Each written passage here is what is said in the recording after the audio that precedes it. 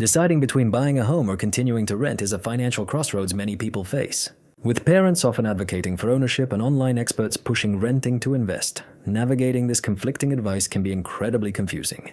To cut through the noise, we'll examine two individuals, Jake and Marcus, who chose opposite housing paths despite identical starting points. Each was convinced the other was making a critical error, yet neither had ever truly crunched the long-term financial figures. We meticulously analyzed every variable, from escalating rents and mortgage interest to property taxes, maintenance, and investment returns.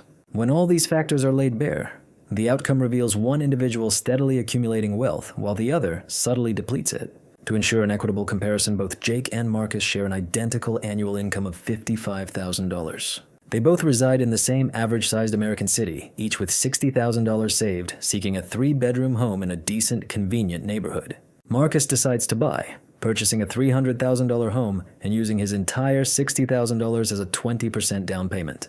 He secures a 30-year fixed mortgage at 6.5%, leading to a monthly principal and interest payment of approximately $1,517. Including $250 for property taxes and $130 for insurance, Marcus's initial monthly housing cost totals nearly $1,900, not counting maintenance. Conversely, Jake chooses to rent a comparable property for $1,400 per month, requiring no upfront down payment. He strategically invests his $60,000 savings into an S&P 500 index fund, projecting an average annual return of 8%. Jake's monthly housing cost is $500 less than Marcus's. He avoids mortgage, property taxes, and maintenance, while his investments steadily grow. Initially, Jake seems the savvier financial choice, but he misses a key point. Marcus's payments slowly build equity, while Jake's rental money is simply spent. Jake's 3 years were marked by a carefree existence, free from homeowner responsibilities. Any major household issue like a broken furnace or a leaky roof was simply the landlord's problem to fix. Jake never paid a dime for these repairs. His expenses were limited to rent, utilities, and a $15 monthly renter's insurance. This arrangement ensured he faced no unexpected substantial repair bills throughout this period. Simultaneously, Jake's initial $60,000 investment steadily grew in the background. By the end of the third year, his index fund had quietly reached approximately $75,600. This growth occurred solely through compounding, without Jake adding any further funds. Marcus, however, faced a dramatically different and more complex financial situation. Immediately, he was hit with about $9,000 in closing costs, including appraisal and origination fees. He also had to manage ongoing property taxes, insurance, and significant annual maintenance expenses. These upkeep costs alone range from $3,000 to $6,000 annually, just to maintain the property. A harsh reality of his mortgage was the large proportion of payments dedicated to interest, not principal. In year one, out of approximately $18,200 paid, a staggering $15,400 went directly to the bank as interest. This interest vanished like rent money, contributing nothing to his home equity. After 3 years, Jake had paid $50,400 in rent and held $75,600 in investments, while Marcus spent over $103,000 with only $9,500 in equity. In contrast, Jake's rent, escalating at 3.5% annually, would reach roughly $1,870 after a decade, soaring to about $2,510 by year 20. This upward trend continues, projecting his monthly rent to approximately $3,370 after 30 years, while Marcus's mortgage payment remains stable at $1,517. A significant shift begins around year 4, and by year 6, the financial dynamics between the two men have quietly but decisively reversed. Marcus's property has steadily gained value, aligning with the historical average of 3% to 4% annual appreciation for U.S. homes. Factoring in a 3.5% annual increase, Marcus's initial $300,000 house is now worth approximately $347,000 by the end of year 6. Simultaneously, his outstanding mortgage balance has decreased to around $269,000, bringing him closer to full ownership. This means Marcus now possesses roughly $78,000 in home equity, representing the difference between his property's market value and his remaining debt. It's a substantial $78,000 addition to his net worth, an asset that simply did not exist just 6 years prior. What makes this even more compelling is that Marcus didn't invest $78,000 directly. His initial down payment was only $60,000. The additional value originated from the appreciation of a $300,000 asset he controlled with a much smaller investment.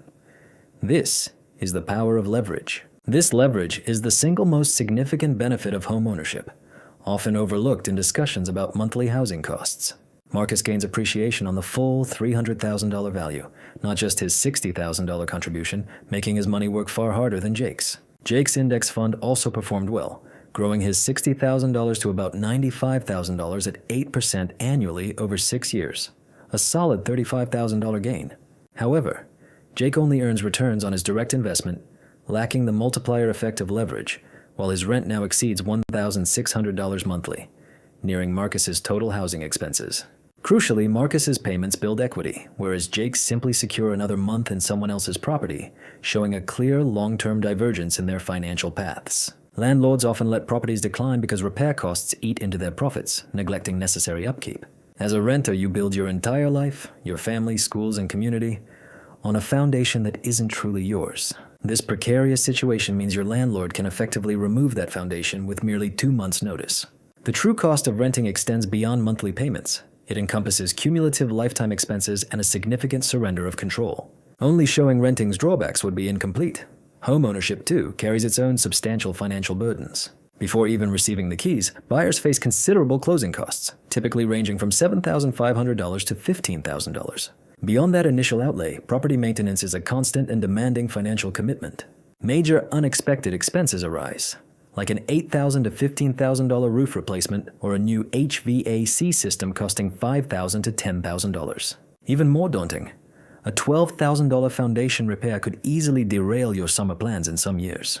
Budget 1% to 2% of your home's value annually for upkeep, then simply hope for the best. Furthermore, property taxes can increase even if your mortgage rate is fixed, adding another layer of unpredictability. Your home equity remains locked. It's not readily accessible for daily needs or emergencies without taking on more debt. Accessing this capital means selling, which entails 5 to 6% agent commissions and another round of closing costs. This process also carries the risk of a market downturn occurring at the most inconvenient moment, undermining your investment.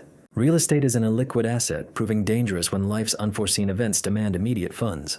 Jake's initial investment, growing at 8% annually, has now reached approximately $129,500. In contrast, Marcus has invested around $285,000, covering mortgage installments, taxes, insurance, upkeep, and initial closing fees.